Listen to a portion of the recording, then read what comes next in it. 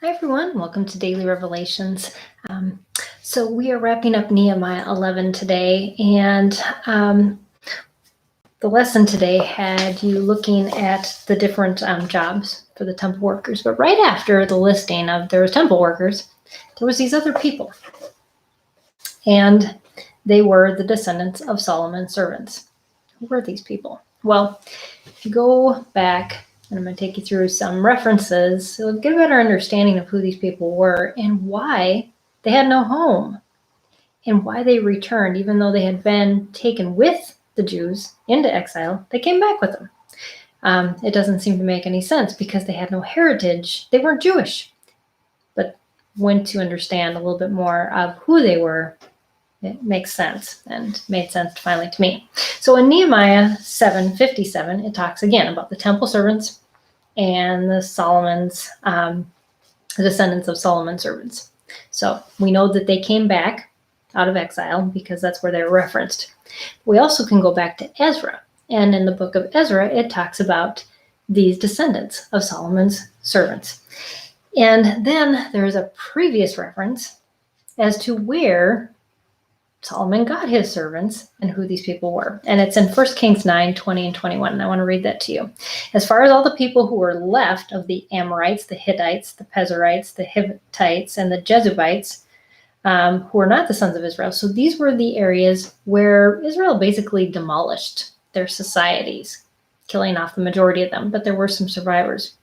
The descendants who were left after them in the land, whom the sons of Israel were unable to destroy utterly, from them Solomon levied forced laborers, even to this day. So they were forced into labor jobs, mostly around the temple, doing things to care for furniture, kind of like janitorial type skills that they were responsible for. So they lived with the temple servants. That's why they're always listed as those with the temple servants, but they were kind of the extra people needed to make everything happen that needed to happen around the temple and around also Solomon's house. So that's where they came from. But they had no heritage left.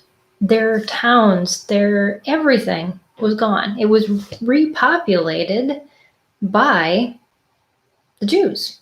So really, they returned to their land by returning with the Jews to the Jews' land that God had given them. It was their land. And this seems like it's just very cruel. And there was many things that their descendants did against God that this was kind of like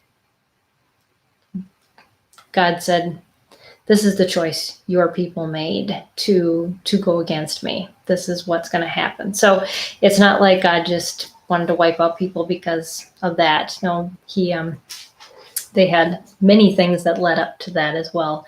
And we see that even God with his own people sent them into judgment. So anyways, God is a just God.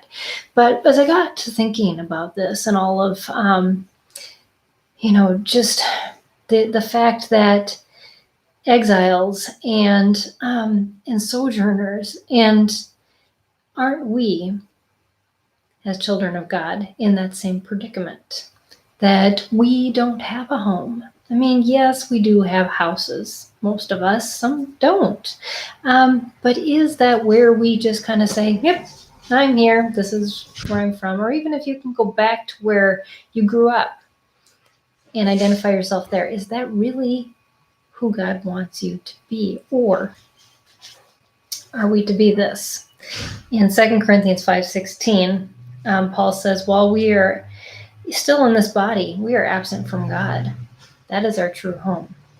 And the author of Hebrews states, after listing out all the people of faith in Hebrews 11, he says, and they were just strangers and exiles on earth.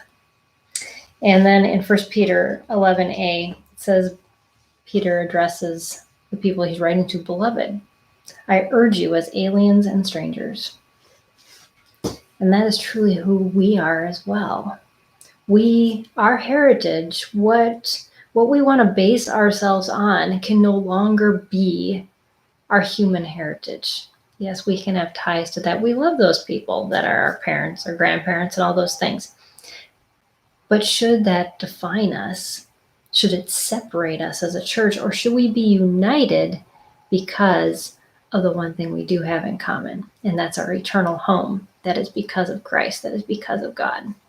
So just a good thing to be thinking about as we're going into this Easter weekend, and what unites us. Be just content with trying to find contentment in this place right now. So anyways, happy Easter to all of you ahead of time. I will see you all again on Monday. I hope you've been enjoying this, and we will start Nehemiah 12 next week. So we'll see you then. Bye, everybody. Thanks for joining me again on Daily Revelations. Bye.